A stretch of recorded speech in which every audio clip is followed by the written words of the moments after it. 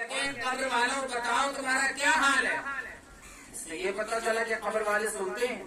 اگر نہیں سنتے تو حضرت علی کیوں قبرستان کے قریب میں کھڑے ہو کر کے کہتے ہیں اے علی ہم سے حال پوچھتے ہو، ہمارا حال نہ پوچھو، ہمارا جسم گل گیا، ہڈیاں بیکار ہو گئی، جسم سڑ گیا، ختم ہو گیا، گل گیا سب کچھ. ہمیں حال ان کا بتاؤ جنہیں ہم چھوڑ کر کے آئے تھے، جنہیں ہم چھوڑ کر کے آئے تھے زمین کے اوپر، ان کا کیا حال ہے؟ حضرت علی کہتے ہیں تمہاری اولاد نے تمہاری جائیداد کو بانٹ لیا، زمین کو تقسیم کر لیا، تمہاری پراپرٹی کو تقسیم کر لیا، بانٹ لیا آپس میں. تمہاری بیویوں نے دوسرے نکاح کر لیے. تمہارے دوست وہ یہ کہا کرتے تھے کہ تمہارے بغیر ہم زندہ نہیں رہیں گے، آج انہوں نے نئے دوست بنا لیے. اب تو تم سے پارینہ بن گئے، کوئی تمہارا نام تک نہیں لیتا. اب تو لوگ یہ کہتے ہیں ہاں کوئی ہوا کرتا تھا ہماری بستی میں، ہاں کوئی تھا ہماری بستی میں، اس سے پارینہ بن گئے. لوگ تمہیں بھلا دیا، لوگوں نے تمہیں. حضرت علی کرم اللہ تعالیٰ وجہ کریم کی اس گفتگو سے اور اس روایت سے ہمیں یہ احساس ہو گیا، ہمیں یہ پتا چلا کہ اگر ایک دن ہمیں بھی قبر میں اتار دیا گیا تو جن کی محبت کے ہم دعوے بھرتے ہیں، جن سے ہم دوستیاں نبھاتے ہیں، رشتے دار، دوست، احباب، گھر والے سب ایک دن اوپر رہ جائیں گے زمین کے. قبر میں کون ہمارے ساتھ جائے گا؟ اگر کوئی جائے گا قبر میں تو ہمارے اعمال ہمارے ساتھ میں جائیں گے. اس لیے ہمیں قبر میں جانے سے پہلے اپنے اعمال کی فکر کرنی چاہیے، قبر کی فکر کرنی چاہیے، آخرت کی فکر کرنی چاہیے. اگر ہم نمازی ہوں گے، پرہیزگار ہوں گے، متقی ہوں گے، نیکوکار ہوں گے، جھوٹ غیبت سے بچتے ہوں گے، اللہ رسول کے وفاداری کے مطابق زندگی گزاری ہوگی، تو قبر میں ہم جائیں گے تو اللہ تبارک و تعالی جنت کی بہاریں ہمیں عطا فرما دے گا، جنت کی بہاریں ہمیں عطا فرما دے گا، بخشش کے پروانے ہمارے لیے مل جائیں گے. اس لیے دنیا میں سے جب تک ہے، دنیا میں ابھی غنیمت ہے، ابھی موقع ہے، اللہ نے زندگی عطا فرمائی ہے، ہمارے لیے موقع دیا ہے. ہم توبہ کر لیں، گناہوں سے دور ہو جائیں، نمازوں کی پابندی کر لیں. اللہ رسول نے جن کاموں کا ہمیں حکم دیا ہے ان کاموں میں لگ جائیں، جن کاموں سے منع فرمایا ہے ان کاموں سے ہم دور ہو جائیں. اگر ہم ایسا کر لیں گے اللہ تبارک و تعالیٰ دنیا بھی اور آخرت بھی ہماری کامیاب بنا دے گا. دنیا بھی کامیاب ہو جائے گی، آخرت بھی کامیاب ہو جائے گی. اچھا ایک بات اور، ہم یہ نہ سوچیں کہ قبر میں جانے کے بعد ہر انسان کے اوپر عذاب ہی نازل کر دیا جاتا ہے، ہر انسان کو قبر دباتی ہے. نہیں، ایسا نہیں ہے. اللہ نے قرآن مجید میں ایک اصول بتایا، جزاء وفاقا. آپ کی زبان میں ترجمہ اس کا یہ ہوگا جیسی کرنی ویسی بھرنی. اگر دنیا میں انسان نے نیک کام کیے ہیں تو قبر اس کے لیے جنت کی کھڑکیوں میں سے کھڑکی بنا دی جاتی ہے، اس کی قبر میں جنت کی کھڑکی کھول دی جاتی ہے. اور اگر بے نمازی ہوتا ہے، اللہ نہ کرے، نیکوکار نہیں ہوتا ہے، گناہوں کی دلدل میں رہ کر کے، شیطان کی پیروی کر کے، گناہوں کی نحوست میں اس نے زندگی گزاری ہوتی ہے، تو بے نمازی کے بارے میں آیا کہ قبر اس کو اس طریقے سے دبا دیتی ہے. سیدھی پسلی الٹی اور سیدھی دونوں پسلیاں آپس میں مل جاتی ہیں، قبر اس کو دبا دیتی ہے اور جہنم کی کھڑکی سے بھی کھڑکی کھول دی جاتی ہے اور اس کے اوپر عذاب نازل کر دیا جاتا ہے. عزیز ساتھیوں، میرے صاحبوں، وہ وقت دور نہیں ہے جب ہمیں موت آئے گی، جب ایک دن ہمارے جسم سے روح نکل جائے گی. لوگ کہتے ہیں کہ وہ مر گیا، اس کا انتقال ہو گیا. حقیقت بات یہ ہے، اچھا کیا کہا جاتا ہے؟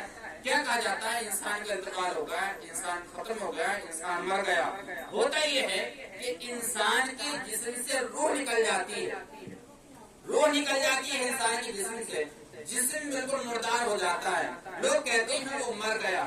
اس کیا مرتا ہے؟ اس کی خواہشات مرتی ہیں، اس کی طبیعت مر جاتی ہے، اس کا لالچ ختم ہو جاتا ہے، دنیاوی پیروی، دنیاوی معاملات سارے ختم ہو جاتی ہے روح نکلنے کے بعد میں. تو جو چیز ہماری مرنے والی ہے، جو چیز ہمارے جسم سے دور ہونے والی ہے، آنکھوں کی روشنی مر جاتی ہے، زبان کے ذائقے مر جاتے ہیں، سننے کی سماعت مر جاتی ہے، ہمارا تمام جسم کی حرکات جو ہے تمام مر جاتی ہے، ہمارا لالچ مر جاتا ہے، خواہشات مر جاتی ہے، طلب دنیا مر جاتی ہے. جب روح انسان کے جسم سے نکل جاتی ہے تو جو چیز مر جائے گی ضروری یہ ہے کہ اس کو ہم پہلے ہی سے مار دیں. ہم جب زندہ ہیں تو لالچ کو مار دیں، ہم زندہ ہیں تو اپنی طبیعت کے مطابق زندگی نہ گزاریں، اس کو مار دیں، شیطانی وسوسوں کو مار دیں، غلط نکاحوں کو مار دیں، غلط سننے کو مار دیں، غلط بولنے کو مار دیں، ہم ان چیزوں کو اپنے جسم میں بسا لیں اور زندہ کر لیں جن کے بولنے کی وجہ سے، جن کے سننے کی وجہ سے اللہ رسول راضی ہوتے ہیں۔ اگر وہ چیزیں ہمارے دل و دماغ میں آ جائیں گی، ہمارے جسم میں آ جائیں گی، اللہ کرم فرمائے گا، ہم جب گناہوں سے بچ جائیں گے تو ہمارے لیے اللہ نے ارشاد فرمایا وَلِمَنْ خَافَ مَقَامَ رَبِّهِ جَنَّتَانِ، جو ہمارے ڈر سے ہماری بارگاہ میں کھڑے ہوتے ہیں، رب ارشاد فرماتا ہے کہ پھر ہم انہیں 2 جنتیں عطا فرما دیتے ہیں، 2 جنتیں عطا فرما دیتے ہیں۔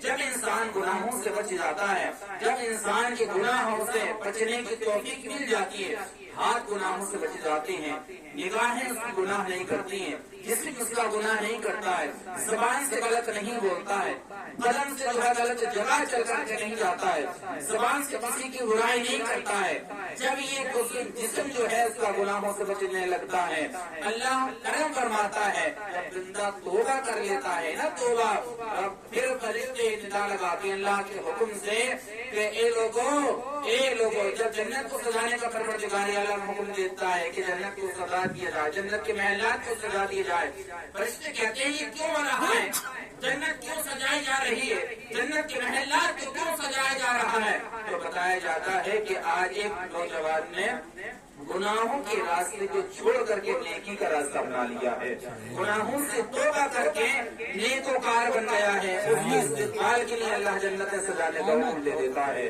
تو ہمارے اور آپ کے اوپر اللہ نے جو زندگی عطا فرمائی ہے، یہ موقع ہے، یہ غنیمت ہے، اس کو غنیمت سمجھیں۔ اقترب للناس حسابهم وهم في غفلة معرضون، حساب کا وقت قریب ہے اور لوگ غفلت کے ساتھ زندگی گزار رہے ہیں۔